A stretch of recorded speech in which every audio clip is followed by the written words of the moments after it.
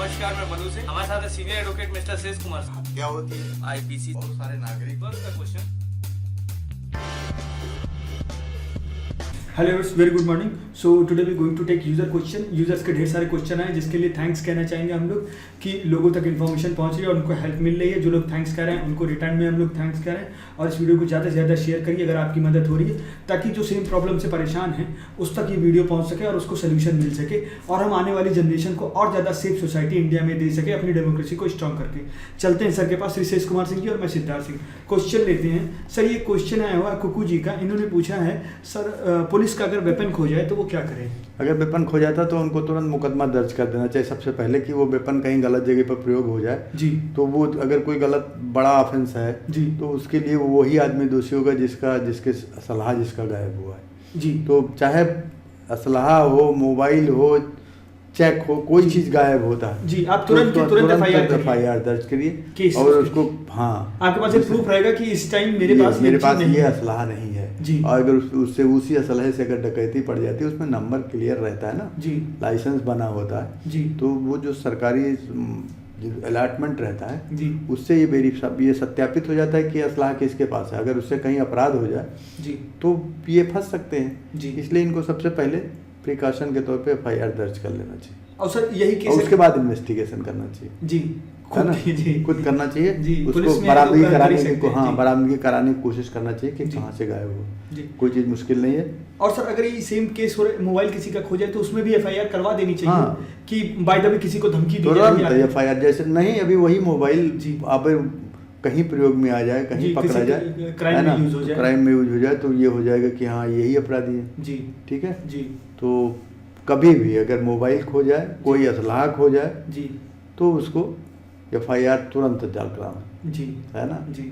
और उसका गलत उपयोग हो सकता है। वो असलहा कोई जरूरी नहीं भले आदमी के पास हो, अगर खो गया है जी। भला आदमी होगा तो खुद ही पहुंचा देगा तुरंत जी जी है ना। हाँ, शरीफ आदमी होगा तो उसको रोकेगा नहीं। अगर वो बदमाश के हाथ लग गया आपका असलहा तो आपको नुकसान पहुंचा सकता है। और सेम केस क्या कहते हैं आपका ये मोबाइल के साथ? हाँ मोबाइल में भी, मोबाइल और सर ऑटोमोबाइल के साथ और हर ये इसका जो है वो मोबाइल का तो बहुत जरूरी, सब चीज़ का कोई अकाउंट आपका खो जाए जी, कोई पासबुक खो जाए, जो भी है जी, एफआईआर कराना बहुत जरूरी है जी कि कोई क्रिमिनल एक्टिविटी में हाँ, हो पाए। मान लीजिए आपका कार या बाइक है, कोई चीज़ खो जाती है तो उसमें देरी करने के बजाय मुकदमा जरूर दर्ज करा दें जी। उससे आप एक सेफ साइड हो जाएंगे कि अब मेरे पास ये चीज़ नहीं है। तमाम अपराध होते हैं लोग एफआईआर ही नहीं दर्ज कराते तो कहीं अगर बरामदगी हो गई तो कौन पाएगा उसको जी।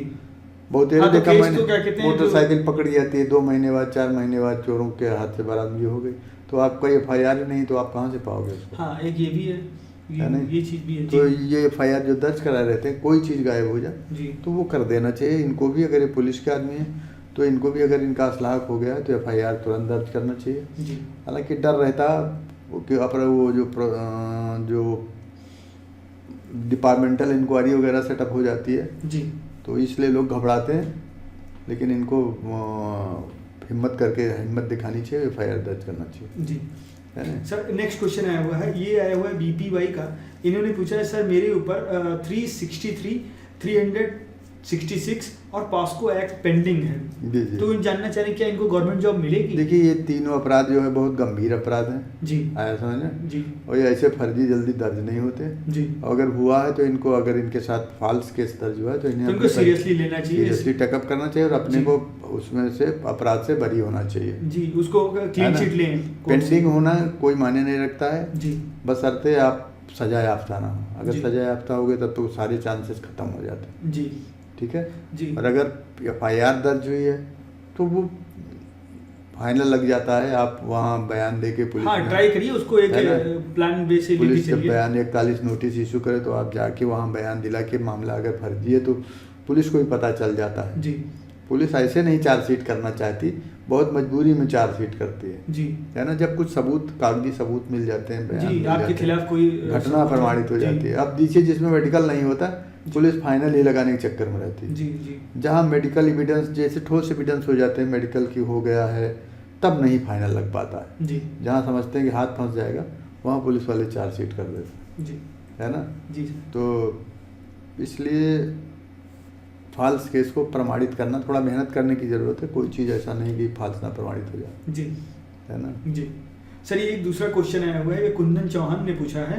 ये पूछ रहे हैं कि इनके ऊपर बार बार SC/ST एक्ट लगाया जा रहा है और ये पुलिस वालों को पैसे दे के परेशान हो गए। देखिए, पैसे तो आप कतई ना दीजिए, एक बार पुलिस चार्जशीट कर देगी, आप बेल करा लेंगे, ख़त्म हो जाएगा केस। जी, ठीक है जी। और अब पुलिस इसमें SC/ST केस में भी नए उसमें सिस्टम, एक तो एंटीसिपेटरी बेल का प्रोविजन हो गया है। जी, है ना जी। आप अप्लाई करते हैं, एंटीसिपेटरी बेल आसानी से मिल जाता है। अगर कोई मतलब फर्जी फेक फंसाए गए केस है, हैं, जी। कोई केस मेड आउट नहीं होता है। देखिए, जी। प्रॉब्लम तभी होती है जब केस मेड आउट होने लगता है, जब कोर्ट फाइल बोलने लगती है कि आपने अपराध किया, जी। है ना, तभी प्रॉब्लम होती है। इसको एक प्लान वे में अगर फेक हाँ। केस किसी के भी खिलाफ हो खिलाफ है, अगर वो कोर्ट पे हाजिर हो जाता है तो जी। बेल आउट हो जाता है, वो प्रमाणित रहता है। जी, है ना। अब वकील को बड़ी आसानी से बेल कराने में सुविधा हो जाती जी। है। एंटीसिपेटरी बेल का भी प्रोविजन है, जी, तो इसलिए परेशान होने की कोई ज़रूरत नहीं है।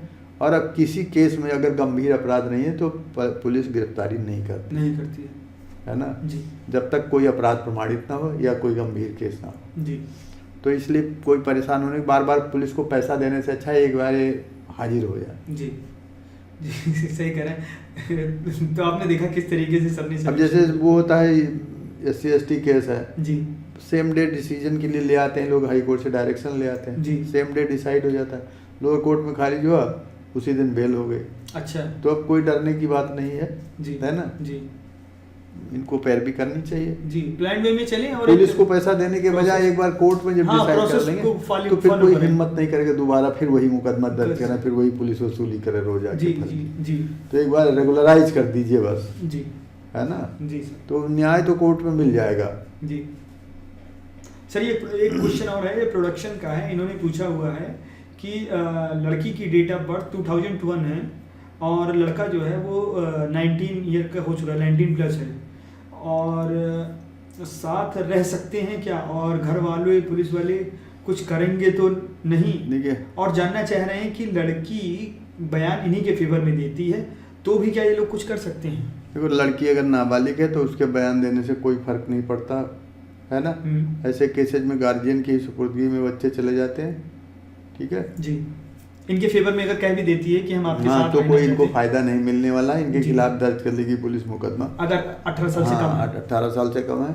इनको इससे बचना चाहिए और अपनी लाइफ को बचाना चाहिए। जी, है ना। जी, तमाम बच्चे नादानी में अपना नुकसान कर लेते हैं। जी, इस सब चक्कर में नहीं फंसना चाहिए। जी, है ना। जी, अगर नाबालिग लड़की है तो कतई आप ऐसी गलती ना करें, नहीं तो आपकी लाइफ बर्बाद हो जाएगी, जो भी है ना।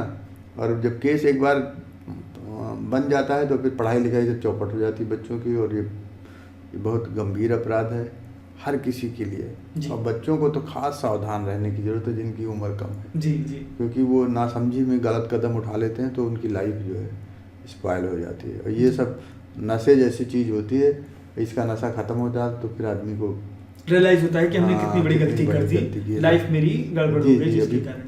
जिनका भविष्य सुनहरा भविष्य रहता है जी, वो एकाएक अंधेरे में चले जाते हैं। जी, है ना। जी, बहुत ऐसे बच्चे मिलेंगे जो जीवन को बनाने के लिए बहुत रास्ते अपने आप निकल जाते हैं। जी। ठीक है sir, thank for your time. तो व्यूअर्स, आपने देखा किस तरीके से सर ने आज ये 3-4 क्वेश्चन एक्सप्लेन किए, और इससे रिलेटेड अगर आपके पास कोई क्वेश्चन है तो प्लीज़ पूछिए, क्रॉस क्वेश्चन है तो प्लीज़ वो भी आप पूछिए, और अगर आपके पास कोई और भी क्वेश्चन है, एक्स्ट्रा क्वेश्चन, तो वो भी आप पूछ सकते हैं। बट प्लीज़ इस वीडियो को शेयर करना मत भूलिए, ताकि सेम प्रॉब्लम से अगर कोई परेशान है तो उस तक ये वीडियो पहुंच जाए। अगर आप नए हैं तो सब्सक्राइब कर लीजिए, बेल आइकन दबा दीजिए, ताकि लेटेस्ट अपडेट आपके पास सबसे पहले पहुंचे और आपके पूछे गए क्वेश्चन का नोटिफिकेशन आप तक पहुंच जाए। Thank for watching.